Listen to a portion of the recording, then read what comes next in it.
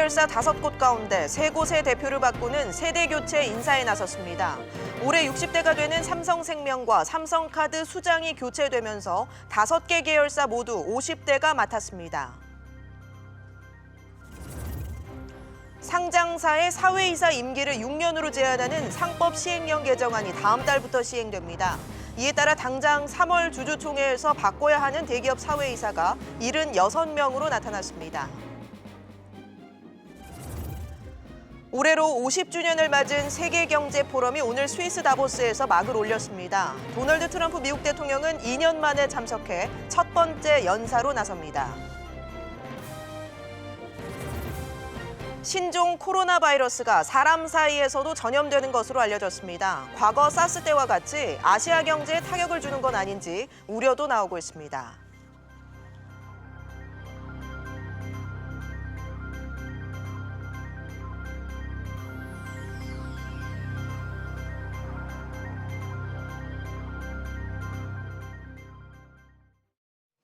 여러분 안녕하십니까? 1월 21일 비즈플러스 시작합니다. 첫 소식입니다. 삼성그룹이 금융계열사 사장단 세대 교체를 단행했습니다. 하루 앞서 이뤄진 그룹의 주요 계열사 인사와 마찬가지로 60세 퇴진 룰을 적용해 50대 사장을 전면으로 배치했습니다. 조슬기 기자가 보도합니다.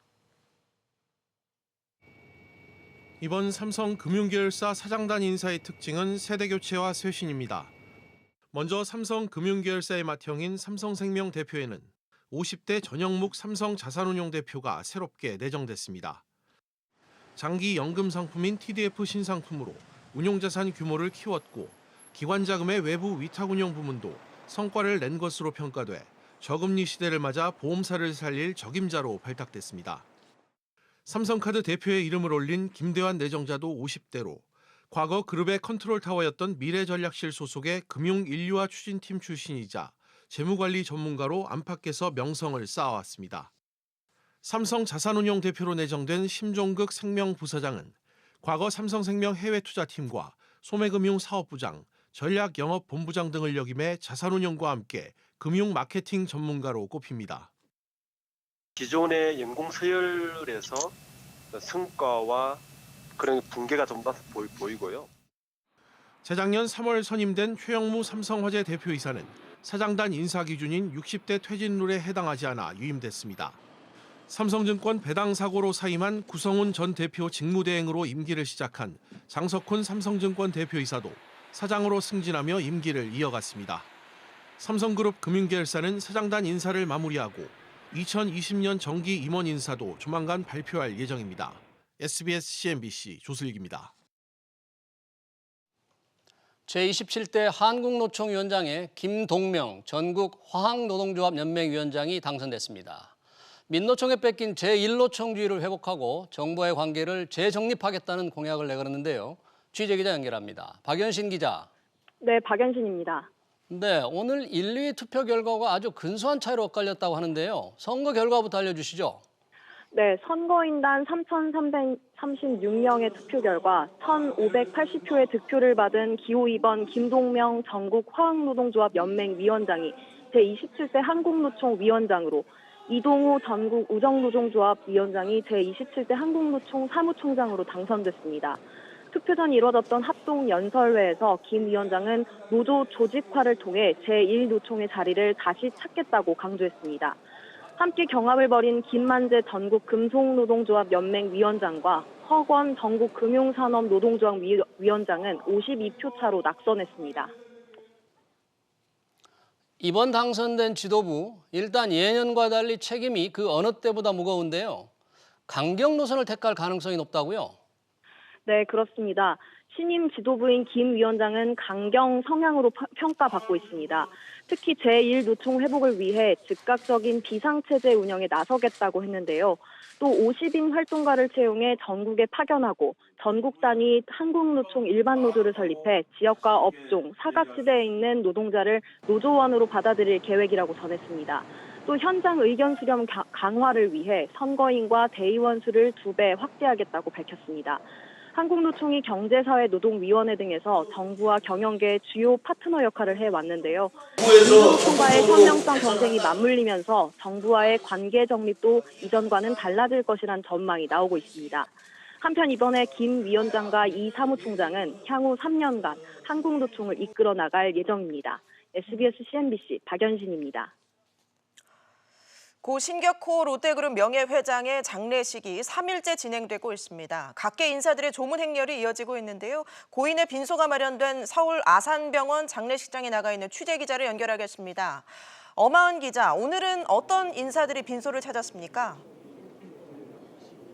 네, 신 명예회장의 발인 전날인 오늘도 이곳 고인의 빈소를 찾는 조문 행렬은 이어지고 있습니다. 재계에선 구광무 LG 회장이 오늘 12시 15분쯤 권영수 부회장과 함께 빈소를 찾았습니다. 오후 2시가 넘자 이명희 신세계 회장과 정용진 부회장이 빈소를 찾았는데요. 이명희 회장은 상주와 많은 이야기를 나눴다면서 신동빈 회장을 좋아한다고 밝혔습니다. 박찬호 전 야구 선수는 빈소를 찾아 고인을 기렸는데요. 박 전 야구 선수는 한국에 들어오면 신 회장과 여러 이야기를 나눴다면서 좋은 인연이고 많이 배웠다고 밝혔습니다. 롯데그룹은 오늘 오전까지 약 1000여 명 이상의 조문객이 다녀갔다고 밝혔습니다. 네, 아들인 신동주 형제가 3일째 함께 자리를 지키고 있다고요?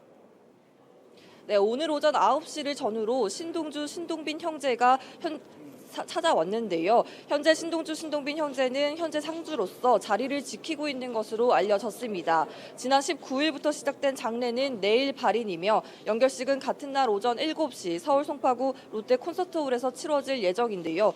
롯데 측은 설 연휴 전날 교통 상황을 감안해 연결식은 짧게 진행할 것이라고 말했습니다. SBS CNBC 엄하은입니다. 내가 원하는 금융 정보를 보고 또 살 수 있는 데이터 거래소라는 게 생깁니다. 오는 3월에 문을 여는데요. 금융 정보뿐만 아니라 핀테크와 통신, 유통 관련 정보까지 한눈에 볼 수 있다고 합니다. 자세한 내용은 취재기자 연결해 알아보죠. 오정인 기자. 네, 오정인입니다. 네, 금융 정보를 사고 판다는 데이터 거래소, 구체적으로 어떤 서비스인가요? 네, 쉽게 말하면 데이터를 사고 파는 중개 거래 플랫폼입니다. 금융위원회는 오늘 이 같은 내용을 발표했는데요. 금융기관 등 데이터 공급자가 판매할 데이터를 등록하면 수요자가 원하는 데이터를 찾아보고 구매해 열람할 수 있는 시스템입니다. 데이터 조회부터 계약, 결제까지 한 번에 이뤄지는 건데요. 이미 미국과 중국 등에선 데이터 거래소를 활용한 정보의 결합과 유통이 활발하게 이루어지고 있습니다. 데이터 거래소에는 금융기술 핀테크와 통신, 유통 관련 업체도 참여할 예정이어서 금융정보 외에도 다양한 데이터를 한눈에 볼 수 있습니다. 네, 상당히 새롭게 다가오는데 소비자들은 어떻게 이용할 수가 있는 건가요? 네, 홈페이지나 어플리케이션을 통해 서비스를 이용하는 방식이 될지 또 어떤 형태로 구축될지는 아직 결정되지 않은 상태입니다. 금융위 관계자는 한국데이터산업진흥원과 과학기술정보통신부 등이 운영 중인 데이터 스토어 홈페이지처럼 하나의 플랫폼을 구축할 계획이라며 공급자와 수요자 모두 편리하게 이용할 수 있는 시스템으로 선보일 것이라고 설명했습니다. 네, 오 기자. 그런데 이게 데이터를 활용하는 거다 보니까 금융정보 또는 개인정보가 유출될 우려도 있지 않을까요? 그렇습니다. 금융정보를 사고 파는 과정에서 개인정보가 유출될 가능성도 있는데요. 이를 방지하기 위해 거래소는 정보 그대로를 파는 것이 아니라 거래소 내에서 정보를 분석, 활용한 뒤 그 결과를 판매할 예정입니다. 금융당국은 보안성 강화 등을 위해 금융위 주관으로 협의회를 구성하고 안전한 데이터 수요 공급 기반을 마련한다는 계획입니다. SBS CNBC 오정인입니다. 설 연휴가 사흘 앞으로 다가왔죠. 연휴 동안 3,300만여 명이 이동할 것으로 예상이 되는데요. 고속도로는 귀성길의 경우 24일 오전이, 귀경길은 25일 오후가 가장 혼잡할 것으로 예상됩니다. 정광윤 기자가 보도합니다. 설 연휴 기간 동안 이동하는 사람은 하루 평균 656만 명으로 평상시의 2배에 달할 것으로 추산됩니다. 특히 설 당일인 25일은 귀성객과 여행객, 귀경객들이 함께 몰리면서 825만 명가량이 이동할 것으로 예상됩니다. 이번 설은 귀성 기간이 짧아 서울로 올라오는 시간보다 고향으로 내려가는 시간이 더 많이 소요될 전망입니다. 귀성길 고속도로는 설 전날인 24일 오전이, 귀경길은 설 당일 25일 오후가 가장 많이 막힐 것으로 예상됩니다. 귀성객들이 본격적으로 몰리기 시작하는 오는 24일부터 26일까지는 고속도로 통행료가 면제됩니다. 잠시라도 고속도로를 이용하는 모든 차량과 모든 고속도로 운행 구간에 대해서 통행료가 면제됩니다. 요금소를 빠져나가기 위해 과속하실 필요가 없겠습니다. 설 연휴 기간 동안 고속도로 경부선, 영동선에선 버스 전용 차로제가 새벽 1시까지 4시간 연장될 예정입니다. SBS CNBC 정광윤입니다. 우리 시간으로 오늘 새벽 1시쯤 세계경제포럼, 이른바 다보스 포럼의 막이 올랐습니다. 올해로 50주년을 맞았는데요. 어떤 행사이기에 매년 초 세계가 주목하는 걸까요? 이 세계경제포럼은 지난 1971년 스위스 제네바 대학의 교수인 클라우드 슈밥이 유럽의 경제 문제를 논의하기 위해 창설한 민간 회의체로 출발을 했습니다. 매년 1월 다보스에서 열려서 다보스 포럼이라고도 흔히 부르는데요. 여기서 포럼의 회원들을 비롯해 초청받은 각국 정상들, 또 국제기구 수장, 정재계 인사들이 한자리에 모여서 세계 경제 현안을 논의합니다. 규모와 영향력 면에서 상당히 중요한 행사라고 할 수 있겠죠. 그만큼 이 다보스 포럼의 회원이 되려면 일정 조건을 갖춰야 합니다. 회사 매출액이 5억 달러가 넘어야 하고요. 이외에도 이 산업별로 또 지역별로 개별 기준이 있다고 합니다. 비용도 만만치 않은데요. 연회비와 참가비 등 1년에 2만 5천 달러, 우리 돈 3천만 원 정도를 냅니다. 그럼 올해 다보스 포럼의 관전 포인트는 뭘까요? 일단 도널드 트럼프 미국 대통령을 비롯한 3천여 명이 참석해서 미국과 중국, 또 미국과 유럽 간의 무역 문제가 화두가 될 전망입니다. 또 이란이 참석하지 않기로 한 데 따른 국제사회의 반응, 또 기후변화 방안, 마지막으로 기후 문제에 있어서 이 트럼프 대통령과 대척점에 있는 스웨덴의 17살 환경운동가 툰베리와의 설전이 이어질지도 관심입니다. 지금부터 다보스 포럼의 이모저모를 집중 진단해 볼 텐데요. 여러분들의 의견 문자 샵 3698번으로 보내주시면 실시간으로 반영하겠습니다.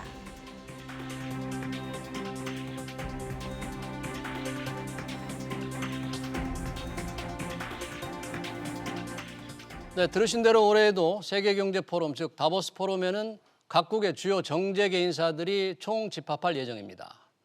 과연 이들은 어떤 이야기를 나눌까요? 또 다보스 포럼의 핵심 의제와 주요 쟁점도 궁금합니다. 오늘 집중 진단에서는 50주년을 맞은 다보스 포럼에 대해 자세히 살펴보겠습니다.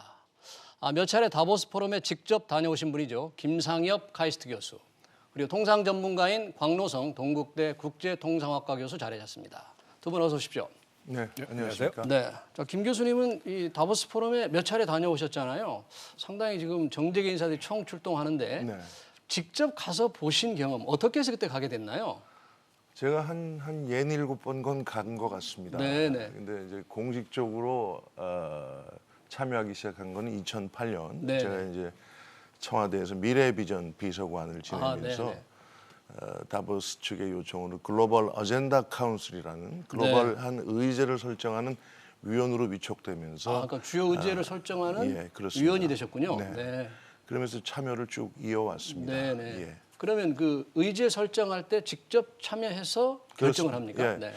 이게 이 다보스 포럼이 정말 전 세계 리더들과 함께 네. 하는 그 성격이기 때문에 네네. 뭐 이 하달식으로 네. 이걸 다루자 하는 것보다는 전 세계 리더들이 함께 참여해서 이것이 세계의 문제다. 네네. 이런 의견 수렴 과정을 꼭 거치게 돼 있습니다. 네, 그래서 네. 저도 이제 그런 과정에 참여했던 거고요. 그러면 지금 67번을 참석하면서 그 의제 설정 때 예. 뒤돌아보면 좀 가장 인상 깊었다거나 가장 이 세계 경제를 바꾸는데 주요했던 그런 의제를 설정했던 때가 언제로 혹시 기억되십니까? 저는 아무래도 2010년 2010년. 예, 네. 2010년이 이제 사실은 그 한국이 G20 네. 서밋, 네, G20 정상회의를 앞두고 네, 네. 당시 이명박 대통령께서 한국 대통령으로서는 처음으로 네, 네. 다보스 포럼에 이 키노트 스피치를 하러 가셨습니다. 그렇군요. 네. 그럴 때 이 우리가 G20 그 당시 굉장히 심각한 경제 위기가 있었지 않습니까? 네, 네. 그래서 국제적인 협력을 촉구하고 네, 또 네. 한국의 새로운 비전이었던 네, 네. 저탄소 녹색 성장 비전을 네, 네. 선포했던 것이 굉장히 기억에 남습니다. 네, 그리고 네. 부대 행사로 네. 사실 그때 코리아 나이트라는 한국의 밤. 한국의 밤. 네. 경제계가 그 네. 주관하는 그 네, 행사인데 네네. 사실 이웃 나라인 일본 등등을 압도적으로 제치고 네네. 한국의 밤이 가장 주목을 끌었던 그때가 그렇군요. 기억이 가장 선명하게 납니다. 그렇군요. 예. 상당히 인상 깊은 2010년을 기억하시는데 네. 곽 교수님은 올해 이제 다보스 포럼이 이제 50주년이 됐잖아요. 이 영향력이랄까? 왜 이렇게 다보스 포럼에 각국의 주요 정상, 재계 인사들이 총 집결하는 걸까요? 왜 어떤 영향이 어떤 71년도에 클라우스 네. 슈밥 교수가 네. 처음에 만들 때는 네, 네. 사실 유럽 경영인 포럼이었었거든요. 이게 네. 73년부터 이제 확대돼서 전 세계로 네. 커졌는데 네. 지금은 굉장한 규모죠. 국가 정상 국제 기구 수장만 70여 명. 네. 그다음에 제가 이제 자료를 보니까 글로벌 CEO 학자 등이 3천여 명 포함해서 네. 그래서 이제 엄청난 그 숫자고요. 네. 그다음에 그 숫자만 중요한 건 아니죠. 뭐 인력 동원하는 거였는데 이제 굉장히 글로벌 오피니언 리더들이 참여하는 네, 데 이제 의미가 네. 있고. 네네. 그다음에 이제 어젠다 자체가 굉장히 그 커요. 네. 우리가 보통 이제 CES에서 뭐 기업인들 하면 첨단 기술이 구체적으로 그렇죠. 생활에 어떻게 적용할 수 있는가 해서 네. 기술에만 한정돼 있는 걸로 보면 올해 이게 이제 그러면, 글로벌 어젠다가 굉장히 큽니다. 올해 핵심 의제가 지금 나오는데 저 화면에 네. 결속력 있고 지속 가능한 세계를 위한 이해 관계자들. 네. 저 핵심 의제를 좀 우리 김 교수님 저희 어떤 의미가 있는 건지 좀 설명 좀 해주시죠. 이게 사실은 네. 그 영어로는 이제 스테이크홀더, 스테이크홀더. 예, 네. 그 쉐어홀더 이 주주에 빗대서 네. 그 이해관계자들을 초점을 두고 있는데요. 사실은 기존의 자본주의가 네. 너무 극단적으로 주주 이익에 주주 이익만을 치중하고, 우선했다. 네. 그리고 단기적인 기업 이윤에 초점을 보다 보니까 네. 어떤 사회적인 불평등이나 네. 네. 또 환경, 기후 변화 문제에 소홀히 대처했다. 네. 그래서 이 기업 경제의 이해 당사자들을 모두를 위한 네. 어떤 새로운 체제를 좀 가보자. 근데 새로운 얘기는 아닙니다. 이 네. 독일과 유럽에서 내려오는 그렇죠. 사회 경제적인 전통에서 나오는 거고요. 네. 네. 그럼 이때 이해 당사자가 누구냐? 누군가요? 여기서 말하는. 뭐 주주는 물론이고 네. 기업 경영진 네. 그도 물론이죠. 그다음에 네. 종업원, 종업원, 그다음에 이 기업 밖에 있는 정부와 시민사회 시민사회. 그리고 환경과 사회 전반을 아우르는 네. 보다 포괄적인 개념으로 할 수 있습니다. 네, 근데 네. 이제 영어로는 좀 표현이 어색한데 cohesive 네. 그리고 sustainable 요 네. 두 가지 네. 좀 더 응집력이 있는 네, 네. 좀 더 강하게 결속하는 네. 그리고 지속 가능한 세계를 위한 네. 단어들은 추상적이지만 사실 우리가 당면한 문제들을 깊숙이 반영하고 있다. 저는 네. 이렇게 생각이 됩니다. 네네. 지금 그 김 교수님께서 설명을 잘 해주셨는데 곽 교수님 그러면 핵심 의제가 지금 결속력 있고 지속 가능한 세계를 위한 이해관계자들 지금 주주자본주의와 이게 비교해서 설명을 잘 해주셨는데 그런 핵심 의제를 바탕으로 해서 올해 논의되는 핵심적인 주제들이 또 있지 않습니까? 그렇죠. 그런 핵심적인 주제들을 하나하나 한번 짚어주시죠. 이게 이제 네. 이번 다보스 포럼에서 발표한 자료를 보면 네네. 이게 이제 그 플리너리 세션에서 아마 이걸 다룰 것 같고요. 네. 그 소주제가 있더라고요. 보니까 네. 첫째는 미래의 건강 문제. 미래 건강. 네. 이제 이게 이제 고령화 진행. 지금 화면에는 이제 건강한 미래로 나오죠. 네. 네. 그다음에 고령화 이제 시대의 미래 건강. 전 네. 직역해서 좀 네, 그대로 네. 제가 해드릴게요. 네. 그다음 미래 사회와 일자리 AI가 미래사회와 들어오면서 일자리. 네. 옛날 그 1차 산업혁명 때 러다이트 무브먼트처럼 네네. 그런 어떤 현상이 생길 때 그 일자리 문제. 네. 그다음에 이제 테크놀로지 for good 이래가지고 선의를 위한 기술 뭐 이런 선의를 위한 기술. 그건 무슨 뜻일까요? 선의를 그러니까 위한 이제 기술. 기술 자체가 네. 이게 이제 기술 자체의 부정적인 측면, 기술 네. 발전에 와서 일자리가 떨어져 나다든가 아니면 대체 불가능한 어떤 네네. 그런 사람은 살아남고 그렇지 네, 못한 네. 사람은 웨이지 디스카운트가 되는 네네. 그런 현상을 특히 지적하는 것 그- 같고요. 사실 이제 공공선을 위한 기술 뭐 이렇게도 해석할 수 있겠는데 네. 그 4차 산업혁명이라는 화두를 제기한 게 다보스 포럼 아니겠습니까? 그렇죠. 그게 아마 2016년으로 그 기억합니다만. 네. 중심에 이제 네. 인공지능 네네. 전에 없던 테크놀로지죠. 네. 그게 우리한테는 굉장히 유용할 수 있지만 일자리를 좀 교체한다든지 네. 사실은 사회 교란적인 그래서 disruptive technology라는 표현도 씁니다. 네. 그래서 인공지능이 그 시대에 공동체를 위해서 제대로 좀 하기 위한 윤리를 좀 정립해야 된다. 이런 네. 문제의식도 거기 깔려 있다고 할 수 네. 있겠습니다. 그다음에 이제 네. 네 번째 이슈가 이제 지구 살리기 문제. 네. 이제 기후 변화. 예, 그다음 기후 네. 변화죠. 이게. 네. 그다음에 이제 또 for better business 뭐 이렇게 표현하고 있고요. 베터 비즈니스라면 더 나은 비즈니스 자체가 그러니까 비즈니스가 이제 사회에서 어떤 공급 기능으로 했었던 그런 것보다는 이게 이제 뭐가 되면 이제 글로벌화가 진행이 되면서 나타나는 현상이 계층 양극화 현상이잖아요. 그렇죠. 그래서 소위 말해서 이 스킬드 레이버들은 웨이지 프리미엄을 가져가고 네. non-skilled 레이버들은 웨이지 디스카운트로 해서 일자리 자체가 떨어져 나가는 그런 현상이 글로벌리제이션, 특히 자본주의 현상에서 나타나는 건데 네. 이런 것의 중심에 비즈니스가 있으니 그러니까 비즈니스도 이것도 이해관계자 자본주의 개념에서 그렇죠. 사회를 위한 비즈니스. 모든 관계자들의 이익을 동시에 좀 추구해야 된다는 그렇습니다. 지역 사회나 네. 그냥 단지 주주나 네. 이익을 위하나 기업 네, 네. 이윤만을 위한 것이 아니라 네, 네. 그런 어떤 지역 사회 같은 네. 그런 사회적인 차원을 해야 된다는. 요즘 저 SK그룹의 최태원 회장이 최태원 회장께서 네. 이제 사회적 가치 계속 계속 중시하면서. 강조하는 것도 이제 더 나은 네. 비즈니스 뭐 이런 최태원 회장은 맥락이라고 다보스 포럼을 벌써 10수년째 가고 거기는 완전히 단골 봅니다. 네, 네. 올해도 아마 참석하는 걸로 알고 네, 있습니다. 그렇습니다. 2008년부터 아마 2008년부터 가시고. 네. 그다음에 이제 여섯 번째 주제가 이제 지정학을 넘어서 Beyond Geopolitics 이렇게 지정학을 돼 있더라고요. 넘어서. 네. 그게 이제 무슨 얘기냐면 이제 네. 그 옛날에 1929년에서 지났는 글로벌 Great Depression 네. 경제 대공황 때 네.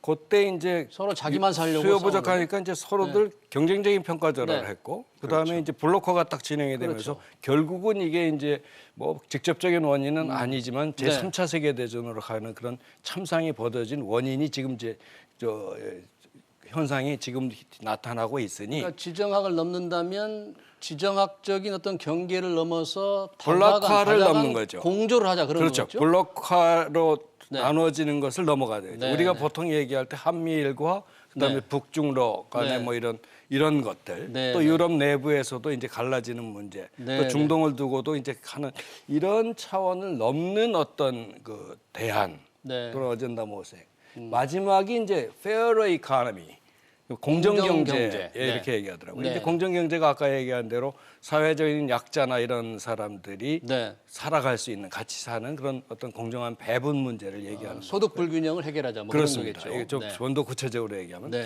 그런 7개 주제를 가지고 네. 세션 자체가 엄청 많아요. 우리 김 교수님 가보셔서 세션이 몇 개나 이루어집니까? 350여 개의 세션. 350여 개 세션. 그러니까 7개 내 생각에는 네. 요 이제 플리너리 세션으로 네. 요거 이제 화학과 지속 가능한 세계랑 이해관계자 스테이트 캐피탈리즘을 홀더 캐피탈리즘을 하고 네. 그 다음에 이제 7개 세션으로 분과로 나눠 가지고 네. 거기서 이렇게 진행을 할 것 같아요. 이게 국제 회의를 가 보면. 네. 이게 뭐 개막 총회 같은 경우에는 그래도 참석자들이 다 다 모여서 모이는데 하고. 사실 대부분의 세션은 아주 소그룹으로 아, 쪼개져서 그렇군요. 네. 이제 패러럴이라고 하는데 네. 병행하는 세션이 뭐 10몇 개가 되기도 합니다. 같은 네. 시간대에. 네, 그러니까 중요한 회의만 이렇게 다녀도 워낙 바빠서 하기 쉽지 않겠군요. 그렇습니다. 일일이 다 보기는 사실 네. 어렵죠. 그럼 7개의 지금 전체 핵심 의제를 토대로 해서 7개의 주제를 박 교수님 말씀하셨는데 뭐 경중을 가리기는 어렵지만 늘 가장 중요하게 생각되는 이슈를 여기서 든다면 김 교수님은 혹시 어떤 저는 네. 이번 이제 사실 이제 매년 다보스 포럼이 개막하기 전에 직전에 발표하는 글로벌 리스크 리포트 세계 위험 보고서라는 보고서. 게 네. 그게 그 영국의 옥스퍼드 대학하고 네. 미국의 이제 펜실베니아 와튼 스쿨이 공동으로 발표하는 건데요. 네, 네. 올해 발표한 그 글로벌 탑 리스크에서는 네, 뭘 꼽았습니까? 기후 변화가 압도적으로 기후 변화. 심각한 리스크로 일어날 가능성, 일어났을 경우의 충격.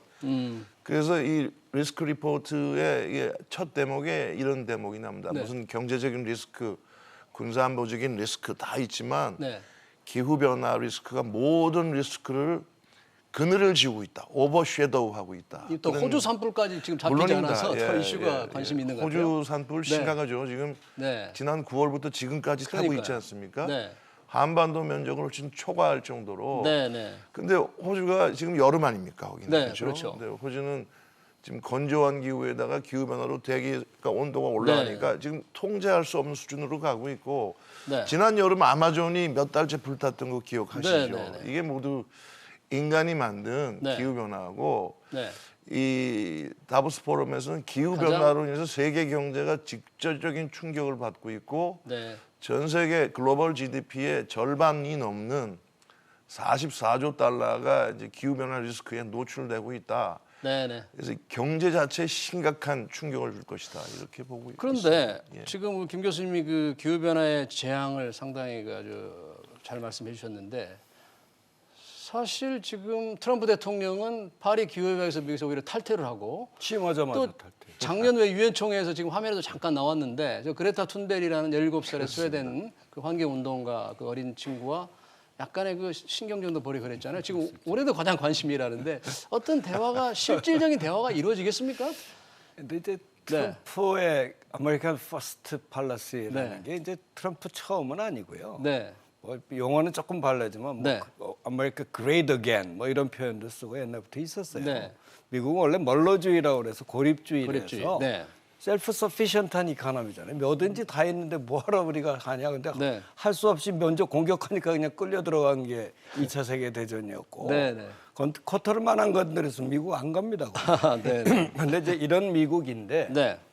기본적으로 이제 기후 변화라고 그러면 기본적으로 자기가 제약을 가해야 되잖아요. 네. 근데 유럽에서는 그 조그만 나라에서 막 오락을 몰려 살기 때문에 기후 변화 효과가 커요. 네. 예를 들면 2030년까지 모든 내연 기관이 프랑스에서는 굴러갈 수 없다. 네. 네. 2020년 올해는 로마 시내에서 경유차는 못 다닌다. 네, 네. 할 정도로 심각한 게 이제 유럽의 상황이잖아요. 네, 네. 기후 변화에 다 자극하는 게 그건 네, 아니지만 네. 결국 이런 측면에서 보면 트럼프의 입장에서는 올해를 또 그걸 디펜스하기 위해서 또 얘기를 할 겁니다. 예를 들면 네. 우리가 기여하는 것은 뭐 특별히 없다. 오히려 우리 때문에 딴 나라들이 경쟁했는데 지들 부담을 안 내놓고 불공정한 행위를 해서 그렇지. 이런 얘기하면서 자기 자랑할 것 같아요. 네. 네. 근데 이 트럼프는요. 네. 뭐 세계에서 가장 강한 나라의 대통령이지만 네. 어떻게 보면은 다보스 포럼이 지향하는 정신과는 가장 거리가 먼 사람이라고 할 수 있어요. 대척 거리가 멀다. 다보스 포럼은 다자주의, 그렇죠. 일국주의가 네. 아니고요. 다보스 포럼은 그리고 인류 보편의 공동의 의제. 네. 네. 그 다보스 포럼을 만들었을 때가 세계의 상태를 개선하겠다. 이게 네. 이제 다보스 포럼 미션인데 네. 트럼프는 정면으로 미국의 이익이 우선이다. 2018년에도 사실 그걸 그렇죠. 주장을 해가지고 네. 상당히 좀 시끄러웠죠. 그죠? 그렇기 때문에 사실은 다보스하고는 가장 네. 안 어울리는 사람이지만 그 사람이 갖고 있는 네. 영향력이 워낙 막강하기 때문에 흥행성에서는 역시 뭐 주목까지. 근데 할 만하지 국내에서는 않을까. 지금 상원의 탄핵 변론이 그렇죠. 오늘 시작돼요. 당의 변론 시작하는 시점에 네. 바로 트럼프 연설하는 시간입니다. 그러니까 해외에서 내가 이렇게 열심히 일하고 있다 이런 걸 해서 국내 여론을 좀 돌려보겠다는 그런 당연하죠. 건가요? 그런 의미 작년에도 네. 사실은 참여를 하려고 했었는데 그때 네. 이제 공공기관 연방 예산 셧다운이 있었잖아요. 네, 그 네. 시간에 그래서 네. 올 수가 없었던 상황이고 네. 이번에 보니까 문우신 재무장관 무슨 뭐 윌버 로스 상무장관 네. 노동 교통 뭐 완전히 경제 강요 회의를 거기서 열더만요. 네. 그렇게 하고 이방카도 가고 쿠슈너 백악관 선임 보좌관도 가고. 이방카가 단골 손님으로 또 가는군요. 그래서 네. 뭐 보면 그런 과시를 하는 장이 될 수 있겠습니다만 네. 어쨌든 지금 미국 상원에서 이 탄핵 심리에 들어가지 않습니까? 그렇죠. 그걸 누르기에는 사실은 네. 한계가 있겠죠. 네, 어쨌든 다보스 포럼에서 본인이 이제 본인을 과시하는 걸 워낙 좋아하는 성격이다 보니까 또 마침 그 미중 간의 무역 협약 그렇죠. 1단계로 일단은 합의가 이루어졌어요. 그걸 그렇습니다. 좀 그런 공고를 얘기들을 할 자랑 겁니다. 좀 하지 않을까요? 그런 일을 얘기하면서 네. 자기의 능력을 네. 과시하는 워낙 뭐 언변은 탁월하지 않습니까? 네. 쇼맨십도 강하고. 네. 그래서 뭐 싫든 좋든 가장 관전 포인트로는 트럼프를 꼽지 않을 수가 없습니다. 네, 그렇군요. 지금 트럼프 외에도 해외 꽤 유명한 인사들이 많이 참여하죠. 트럼프 대통령 외에 또 우선 네. 지금 트럼프하고 맞붙어서 젊은 혈기로 네. 하는 마크롱, 그렇죠. 마크롱 네, 프랑스 대통령, 메르켈 네, 독일 총리. 총리하고 같죠. 네. 그다음에 이제 총리급은 아니지만 국제기구 수장들 네. 많이 가죠. 이번에 그 영국의 보리스 존슨 총리는 참석 안 하죠. 참석을 안 하죠. 네. 그 브렉시트 입장에서 뭐 그렇게 얘기할 게 있습니까? 그렇죠. 토니 블레어는 단골 손님입니다. 아, 토니 블레어. 네네. 그렇군요. 뭐좀 네. 그렇습니다. 해외에서는 그렇고 이제 국내 참석자들 우리 정부를 대표해서는 좀 조금은 초라해 보이는데 박영선 중소벤처기업부 장관하고 유명희 통상교섭본부 장관이 참여를 하는데 박영선 장관은 어떤 자격으로 참여를 하게 거기는 되나요? 제가 네. 특별히 봤더니 네. 무슨 뭐 있는 게 없는 것 같고요. 네. 중소벤처기업이니까 이제 중소기업이 대기업의 대척점에 있는 중소기업으로서의 네. 어떤 공평, 네. 공정성 잘 모르겠고요. 네. 또 유명희 통상교섭본부장은 며칠 전에도 봤습니다만 WTO 체제로의 회귀, 네. 다자주의로의 회귀가 필요하다는 연설을 할 것 같고. 아무래도 박영선 장관은 이제 우리 중소기업이 4차 산업혁명 시대에 어떤 역할을 하고 있고 우리 뭐 이런 사실은 것들을 좀 설명을 하지 우리가 않을까. 이제 대기업 위주로의 성장을 해왔지만 네. 중소기술기업들이 대부분 형태거든요. 네, 네. 첨단 산업이라는 게. 네. 우리 얘기하는 소부장도 대부분. 네, 네. 그래서 그렇고 하고. 네. 그다음에 이제 비공식 WTO 강요 회의를 거기서 갔는데. 네. 그래서 네, 그 네. 두 가지 이슈를 아, 그렇군요. 같습니다. 김 교수님, 네. 잠깐 앞서서 한국의 밤을 말씀을 하셨는데 뭐 그러면 올해도 한국의 밤은 이제 뭐 불발된 거잖아요. 그게 이좀 사실은 우리 존재감이 너무 약한 거 아닙니까 다보스에서? 지금 그게 문제입니다. 한국이 다보스 포럼에서 얘기할 만한 거리가 없습니다. 뭐 우리가 얘기할 주자 소득주도 성장 얘기하면 안 될까요? 소득주도 성장이 네. 다보스 포럼과 같은 보편적인 네. 논의의 장에서 먹힐까요? 아. 뭐 적폐청산 이런 것도 아마 안 먹힐 겁니다. 아하, 미래를 이끌어가는 네. 지지를 받을 수 있는 의제란 다른 말로는 소프트 파워라고 할 수 있는데 그런 것들이 좀 있어줘야 좀 아쉽네요. 그렇습니다. 네. 그래서 코리아 나이트는 이번 해에는 뭐 그게 대단한 건 아니지만 네. 아예 열지 않기로 했다. 네. 그 대신 우리 기업인들 이번 기업인들이 예. 상당히 많이 가고 예. 또 역할도 좀 있는 것 같은데. 그렇습니다. 이 최태원 회장은 다보스 포럼을 가장 지속적으로 참석한 분으로 저도 사실 현장에서 많이 봤고요. 네. 정의선 그 수석 부회장. 현대자동차 네. 수석 부회장이 네.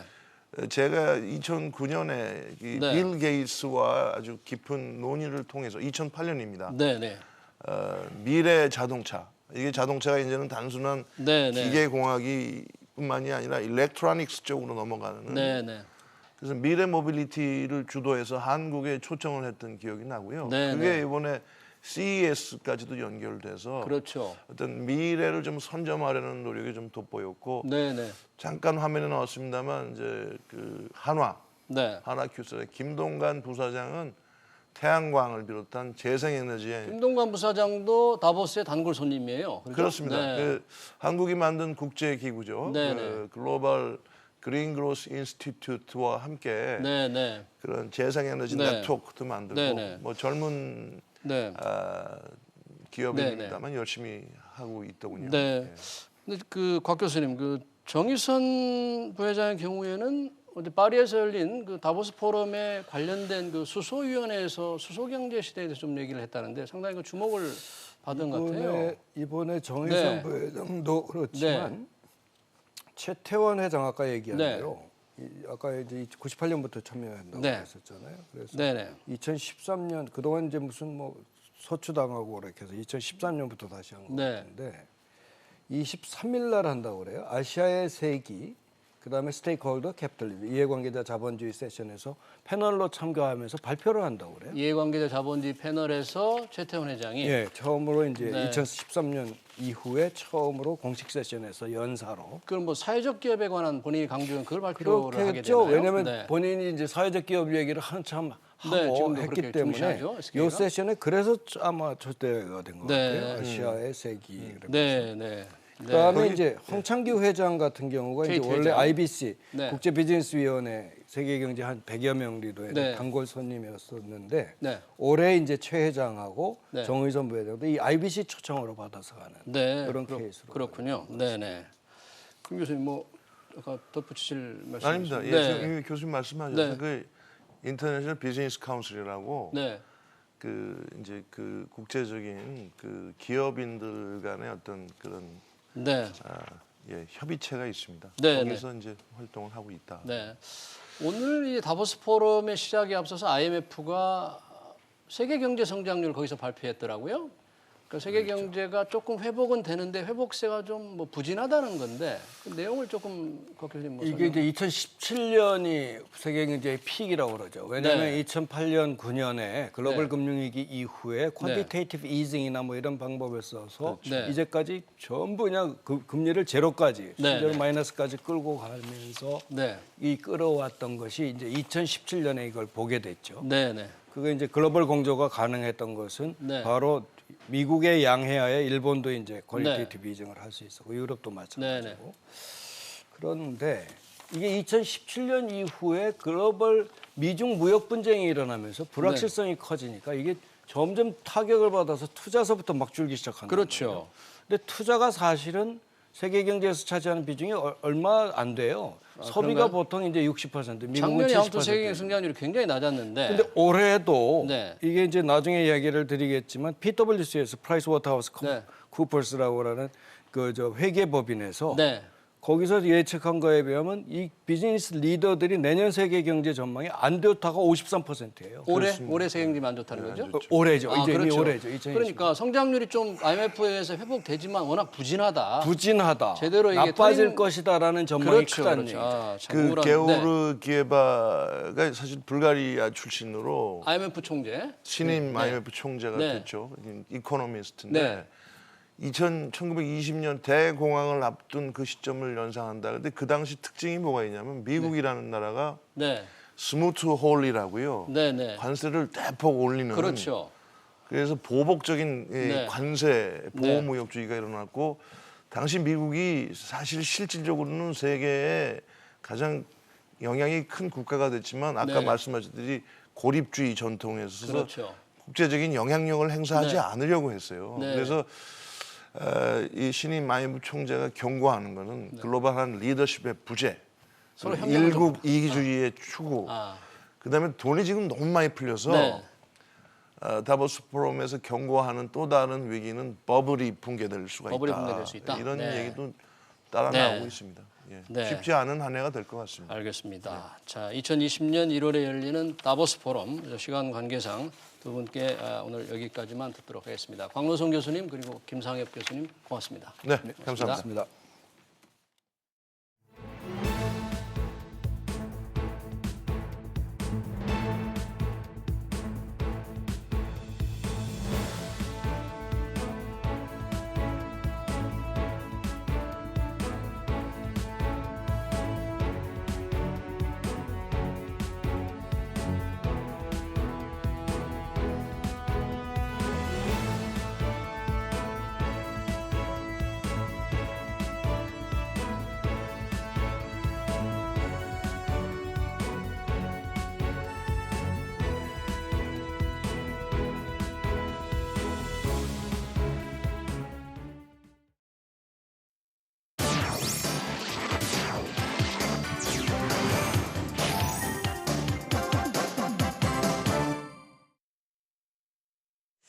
취재 기자들과 함께 오늘의 핫 이슈들을 체크해봅니다. 중국 우한 지방에서 발생한 신종 코로나 바이러스가 사람 사이에서도 전염되는 것으로 알려졌습니다. 중국뿐 아니라 우리나라와 일본에서도 확진자가 나왔죠. 그만큼 아시아 전역으로 확산되는 거 아니냐, 또 경제에도 영향을 주지 않겠냐는 여러 우려가 나오고 있습니다. 김한진 기자와 하나하나 짚어보겠습니다. 김 기자, 이게 사람 사이에도 전염이 된다 해서 지금 걱정이 큽니다. 지금 현재까지 지금 확산된 상황이 어느 정도입니까? 일단 발생 지역인 중국 후베이성 우한시 경계를 넘어서 수도인 베이징과 광둥성 그리고 상하이까지 퍼졌습니다. 중국 보건당국 전문가가 사람 사이에도 전염되는 것이 확증적이라고 밝히면서 우려가 더 커지고 있습니다. 어제 오후 6시 기준으로 지역별 환자 수는 우한시 198명, 베이징 5명, 광둥성 14명, 그리고 상하이 1명까지 총 218명인데요. 우한시에서는 확진 환자 가운데 4명이 사망했습니다. 또 태국과 일본에서도 각각 중국인 2명, 그리고 1명이 감염 확진 판정을 받았습니다. 우리나라에서도 어제 중국 국적의 확진 환자가 나왔는데요. 질병관리본부는 이 환자 상태에 대해서 폐렴 증상 없이 안정적이라고 설명했습니다. 현재 질본과 각 지자체 중심으로 24시간 방역 체계를 가동하고 있고요.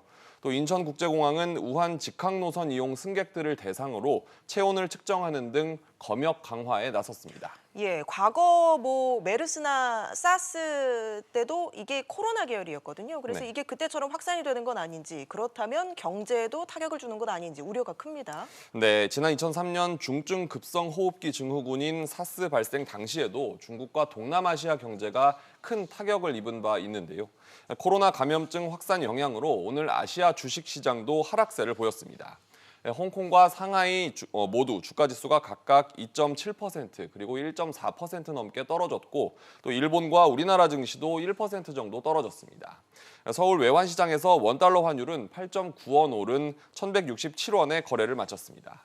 최근 아시아 증시는 미중 무역 분쟁 합의 영향으로 오름세를 이어갔었는데 이번 신종 코로나 바이러스 때문에 불안 심리가 더 커지고 있는 것으로 풀이됩니다. 네, 일반 시민들 입장에서는 예방이 최선일 텐데 네. 어떻게 해야지 이 감염을 좀 막을 수 있을까요? 우선 중국을 방문하는 경우는 중국 현지에서 동물 접촉을 피해야 합니다. 또 시장과 같은 사람이 많은 장소 방문도 피해야 합니다. 불가피하게 우한시에 갔다 올 경우 열이나 기침이 나고 숨이 가쁘다면 검역관에게 신고하고 또 질병관리본부의 상담을 받아야 합니다. 또 손을 비누로만 씻어도 바이러스는 대부분 제거되기 때문에 자주 손을 씻어줘야 하고 또 기침을 할 때 손이나 팔로 얼굴을 가리는 등 기침 예절을 지키는 것도 중요합니다. 알겠습니다. 김한진 기자 잘 들었습니다. 이른바 공정경제 3법 시행령 개정안이 오늘 국무회의를 통과했습니다. 정부는 기업 경영의 투명성을 높이자는 취지지만 기업들은 과도한 경영 개입이라며 우려하고 있습니다. 김동우 기자와 함께 자세한 얘기 나눠보겠습니다. 김 기자, 네. 먼저 개정안 내용부터 볼까요? 네, 개정된 상법 시행령에 따르면 앞으로 상장사 사회이사의 임기는 6년으로 제한됩니다. 또 이사 후보자의 체납 사실과 법령상 결격 사유 등 개인 정보도 함께 공개됩니다. 5% 룰로 불리는 기관 투자자의 주식 등 대량 보고 공시 의무도 완화됐는데요. 국민연금 등 기관 투자자가 투자하고 있는 회사 임원의 위법 행위에 대해 해임 청구권을 행사하거나 대외적 의사표시를 할 때는 공시 의무를 빼줬습니다. 예, 그런데요, 김 기자. 이렇게 정부가 민간 기업의 사회이사까지 개입하는 것을 두고 비판의 목소리가 많잖아요. 네, 그러니까 정부가 기업의 사회이사에 개입하는 이유는 기업의 투명하고 또 책임 있는 경영을 유도하기 위함입니다. 사내 문제를 객관적인 시각에서 보기 위해서 이 사회이사 제도가 만들어졌었는데요. 아무래도 기업에서 보수를 받다 보니 장기간 재직할 경우에는 기업의 거수기 역할을 할 수도 있다는 우려가 나왔습니다. 예. 이번 개정안이 시행되면서 당장 올해 주총에서 물러나야 하는 사회이사가 대기업에서만 76명입니다. 삼성과 SK가 각각 6명의 사회이사를, LG와 셀트리온은 각각 5명씩 사회이사를 당장 새로 선임해야 합니다. 상장사 전체로 보면은 숫자가 확 늘어나는데요. 한국 상장사 협의회에 따르면 상장사들이 올 3월부터 새로 뽑아야 하는 사회이사는 최소 566개사에서 718명입니다. 예, 그렇다면 기업들의 반발이 상당할 것 같은데요. 네, 그렇습니다. 당장 주총이 2달 앞으로 다가왔기 때문에 기존 사회이사 재선임이 불가능한 상황에서 새로운 인물들을 찾아야 하는 상황입니다. 예. 특히 대기업의 경우에는 보수가 많기 때문에 사회이사 선임에 크게 문제가 없을 수도 있는데요. 중소기업의 경우에는 보수가 상대적으로 낮기 때문에 또 인력을 확충하는 데 좀 어려움이 커질 전망입니다. 예. 여기에 아까 말씀드린 것처럼 이제는 이사 후보자들의 법령상 결격 사유 등을 함께 공개해야 하기 때문에 이 부분도 걸림돌로 작용할 것으로 보입니다. 일각에서는 이 구인 대란이 벌어진 틈을 타서 전문성이 조금 부족한 정치권 낙하산 인사가 내려오는 것이 아닌가 이런 우려도 제기되고 있습니다. 경청과 정경련 등 경제단체들도 일제히 우려 반응을 내놨는데요. 한국경영자총협회는 유능하고 전문성이 있는 인력도 6년 이상 재직하기 어려워졌다면서 외국에서 찾아보기 어려운 과잉 규제라고 지적했습니다. 전국경제인연합회도 기업에 대한 과도한 경영 간섭이라고 우려를 나타냈습니다. 알겠습니다. 김동우 기자 잘 들었습니다.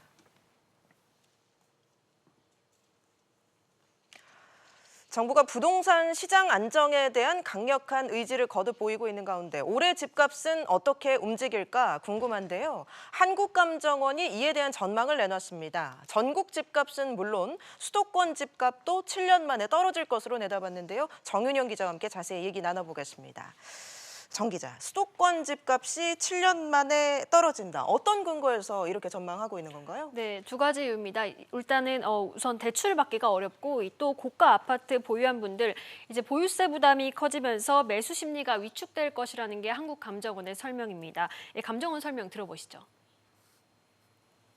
하반기 들어서는 이제 보유세 강화에 대한 고지서가 이제 본격적으로 이제 소유자한테 가게 될 것이고. 그 기간 동안에 분명히 고가 주택을 중심으로 이제 가격세가 둔화가 되거나 보합이 유지가 될 텐데 그렇게 되면은 하반기에서는 본격적으로 가격 조정이 이루어지지 않을까라는 저희가 생각을 하고. 네, 또 전셋값도 전국적으로 하락한다는 게 감정원의 예측입니다. 최근 1, 2년 사이에 일부 지역에 주택 여유분이 없어서 전세 가격이 증가했는데 올해는 입주 예정 물량이 많아서 전세 가격이 하락한다는 분석입니다. 예, 감정원이 국토부 산하기관이고 정부가 부동산에 강력한 드라이브를 걸고 있기 때문에 이런 전망을 하고 있는 것 같은데 그런데요, 실제로 시장이 이렇게 움직여 줄까요? 네, 한국감정원은 지난해 초에도 이 오늘과 같은 집값 전망 간담회를 가진 바가 있습니다. 지난해 감정원은 전국 집값은 0.36% 하락하고 수도권은 0.45% 상승, 지방은 1% 넘게 하락할 것으로 예측을 했습니다. 그러나 아시다시피 서울 집값은 천정부지로 뛰면서 이 같은 전망과는 다소 빗나갔다는 지적을 받은 바 있습니다. 전셋값 역시 주택 공급이 절대적인 영향을 미치지만 한편으로는 학군 수요, 대출 규제 강화에 따른 반전세 확대 등의 변수 영향도 받는 게 사실입니다. 예, 일반적으로는 그런데 올해 특별히 이렇게 변수가 될 만한 것들도 있을 것 같아요. 네, 올 6월까지 양도세 중과 회피 매물이 얼마나 나올지 이후의 집값 움직임을 봐야 할 것으로 보입니다. 또 현 정부에서 발표된 9.13 부동산 대책도 6개월가량 효과를 보였지만 이 분양가 상한제 발표, 재건축 아파트 가격 급등이 이어지면서 사실상 효과가 반감된 바 있습니다. 여기에 수도권에서만 역대급 토지보상금 38조 원이 풀릴 것으로 예상되는데 이 자금의 향배도 관심사입니다. 또 4월 총선에서 가시화될 것으로 보이는 각종 사회 간접 자본 사업까지 합세하면 집값을 자극하는 변수는 적지 않습니다. 예, 알겠습니다. 정윤영 기자 잘 들었습니다.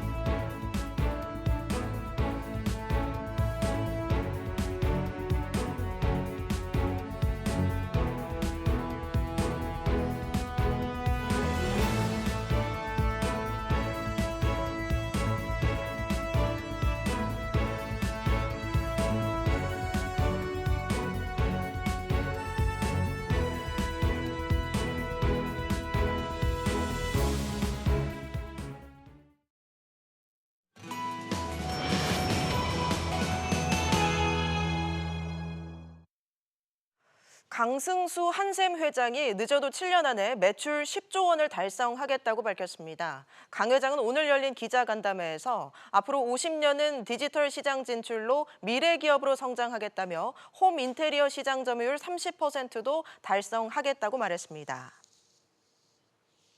식품의약품안전처와 대한의사협회는 오늘 구충제인 알벤다졸을 기생충 감염 치료의 목적으로 사용하는 것은 매우 부적절하다고 밝혔습니다.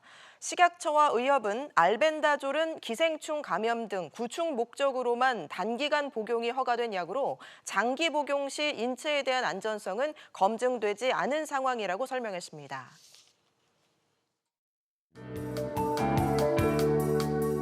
안녕하세요. K웨더 라이프스타일 예보 김민주입니다. 오늘 아침 전국에 반짝 추위가 찾아왔지만 하늘도 맑고 공기도 깨끗했는데요. 내일은 전국이 대체로 흐린 가운데 남부지방에 비가 내리겠습니다. 비는 아침에 제주도를 시작으로 오후에는 전북과 경북 남부까지 확대되겠는데요. 예상되는 강수량은 제주도와 남해안에 20에서 50mm, 제주 산지에는 최고 80mm 이상이 내리겠고요. 그 밖에 남부지방은 10에서 30mm가 예상됩니다. 비는 모레 전국으로 확대되면서 5에서 10mm 정도의 비가 내리겠습니다. 내일 수도권은 오전까지 공기가 탁하겠습니다. 하지만 오후에는 대기순환이 원활해지면서 전국이 좋음에서 보통 수준을 회복하겠습니다. 중부지방의 아침 기온 살펴보겠습니다. 서울 영하 2도, 대전과 청주 영하 1도로 평년보다 4도가량 높겠습니다. 동해안 지역 하늘은 구름만 많이 지나겠고요. 아침 기온 영상권으로 시작하며 큰 추위 없이 온화하겠습니다. 남부지방은 오후에 비가 오겠습니다. 낮 기온은 광주 8도, 부산 11도, 대구 7도로 평년보다 3, 4도가량 높겠습니다. 내일과 모레 내리는 비와 눈이 얼면서 연휴가 시작되는 금요일에는 도로가 미끄럽겠고요. 연휴 내내 동해안 지역과 제주도에는 비가 오락가락 내리겠습니다. 지금까지 기상정보였습니다. 다보스 포럼은 주요 이슈를 만들어냅니다. 지난 2016년엔 4차 산업혁명 돌풍을 일으켰습니다. 올해의 주제는 이해관계자 자본주의입니다. 기업은 주주만이 아니라 종업원, 그리고 소비자, 거래업자 및 사회 전체의 가치와 이익을 중시해야 한다는 겁니다. 주주 자본주의와는 대립되어 온 개념이죠. 새로운 10년의 첫 해, 다보스 포럼에 던진 이해관계자 자본주의가 세상을 어떻게 바꿀지 주목됩니다. 오늘 비즈플러스는 여기까지고요. 잠시 후 7시에 뉴스 프리즘이 이어집니다. 시청해주신 여러분 고맙습니다.